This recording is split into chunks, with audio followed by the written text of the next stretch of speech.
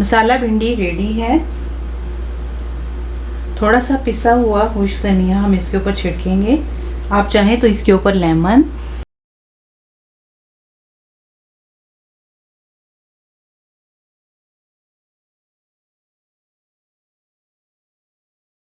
बिस्मिल्लाहिर्रहमानिर्रहीम। अस्सलाम वालेकुम, वेलकम टू मरियम्स किचन।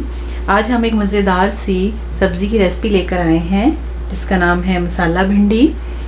मेरे पास यहाँ फ्रोज़न भिंडियाँ थी तकरीबन 500 ग्राम, जिन्हें मैंने धो के अच्छे से छोटे छोटे टुकड़ों में काट लिया है।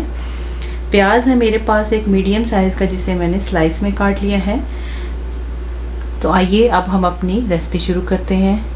यहाँ पैन में मैंने आधा कप तेल डाला है जो हल्का सा गर्म हो चुका है। इसमें हम भिंडियाँ ऐड कर देंगे।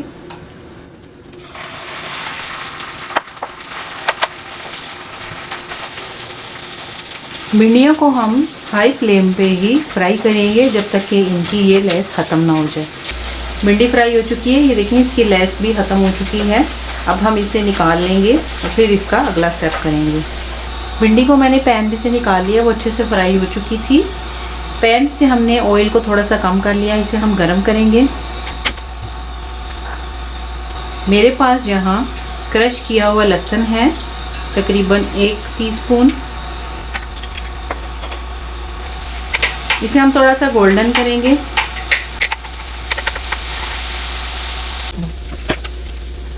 लहसुन हमारा गोल्डन हो चुका है। मेरे पास 2 मीडियम साइज़ के टमाटर थे जिन्हें मैंने थोड़ा सा पानी डाल के ग्राइंड कर लिया है। टमाटर की प्यूरी डाल के हम साथ ही स्पाइस भी ऐड कर देंगे। ज़ीरा है मेरे पास आधा टीस्पून, ये ऐड करेंगे।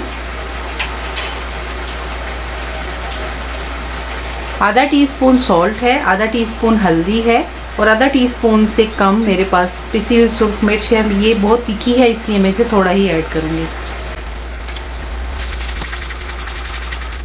मसाले को हम अच्छे से भून लेंगे कि टमाटर का पानी खुश्क हो जाए और ऑयल भी रिलीज़ हो जाए।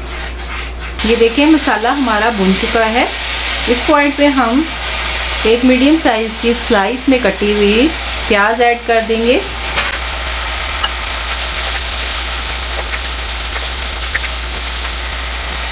साथ ही फ्राई की हुई भिंडी भी ऐड करेंगे।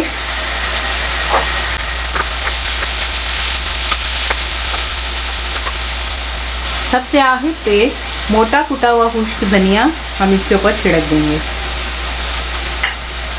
आधा टीस्पून। आंच को मैंने बिल्कुल लो कर दिया है और इसको दम पे हम लोग 4 से 5 मिनट के लिए छोड़ देंगे कवर करके। भिंडी को दम पे रखे हुए 5 मिनट हो गए हैं।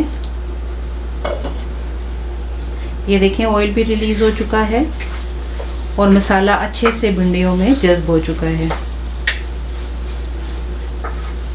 अब हम आंच को हाई करेंगे और 2 मिनट के लिए इसको भून लेंगे।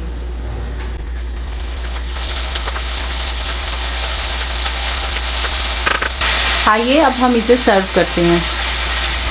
मसाला भिंडी रेडी है। थोड़ा सा पिसा हुआ खुश्क धनिया हम इसके ऊपर छिड़केंगे। आप चाहें तो इसके ऊपर लेमन और चाट मसाला भी छिड़क सकते हैं। इसे आप राइस के साथ, तंदूर की रोटी के साथ, नान के साथ, चपाती के साथ सर्व करें, एंजॉय करें। हमारी रेसिपी को ज़रूर ट्राई कीजिएगा, दुआओं में याद रखिएगा। फिर मिलेंगे किसी मज़ेदार सी रेसिपी के साथ। तब तक के लिए इजाज़त दीजिए। अल्लाह हाफिज़।